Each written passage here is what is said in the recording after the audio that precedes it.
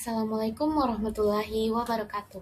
Halo semuanya, perkenalkan saya Ica Asriani dan di video ini saya akan menjelaskan kembali apa yang telah disampaikan oleh kelompok 3 tadi mengenai disleksia. Jadi, sebenarnya apa sih disleksia itu? Nah, kalau pengertian secara etimologisnya, disleksia itu terdiri atas dua kata, yaitu dis yang berarti kesulitan dan leksia yang artinya kata atau bahasa. Jadi kalau secara harfiah, disleksia itu bisa diartikan sebagai kesulitan dalam berbahasa atau kesulitan dalam mengolah kata-kata, terutama dalam konteks membaca atau dalam memproses bahasa tulis.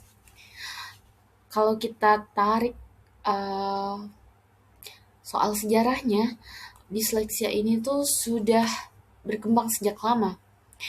Laporan klinis pertamanya itu ditulis oleh seorang dokter asal Inggris bernama W. Pringle Morgan, yaitu pada tahun 1896, di mana beliau mendeskripsikan sebuah kasus seorang anak laki-laki bernama Percy, di mana si anak ini tuh sangat cerdas, tetapi dia tidak bisa membaca atau kesulitan dalam membaca. Yang kemudian beliau menyebut kasus tersebut sebagai buta kata kongenital.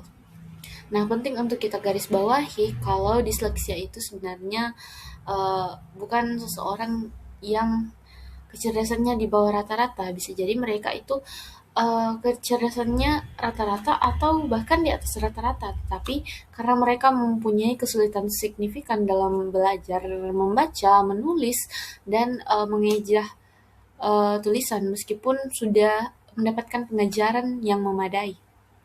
Lalu kenapa sih disleksia ini bisa terjadi?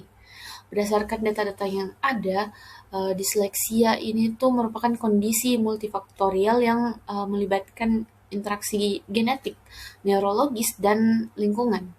Nah, salah satu temuan yang paling kuat adalah sifatnya yang herediter, yaitu yang diturunkan dari keluarga. Jadi, jika salah satu orang tua si anak itu memiliki riwayat disleksia, maka resiko bagi anak mereka untuk mengalaminya juga itu sangatlah signifikan. Kira-kira di kisaran angka 40-60% lah. Terus dampaknya juga bagi si anak itu tidak hanya soal nilai akademik saja, tapi juga mempengaruhi bagaimana perkembangan emosional dan konsep diri si anak. Mereka itu cenderung butuh waktu lebih lama untuk menyelesaikan suatu tugas karena mereka sering merasa frustasi. Itulah kenapa proses diagnosis dan asesmen itu sangatlah penting, karena di proses ini itu melibatkan tenaga tim profesional untuk mengecek kemampuan kognitif, akademik, hingga pemrosesan fonologi si anak. Nah, terakhir, bagaimana sih cara penanganannya?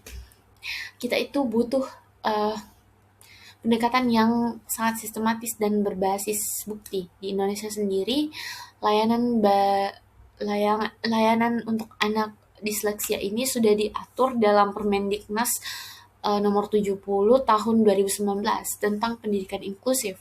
Jadi kuncinya adalah pada kolaborasi antara guru, orang tua, dan tenaga profesional agar si anak bisa mendapatkan dukungan yang tepat.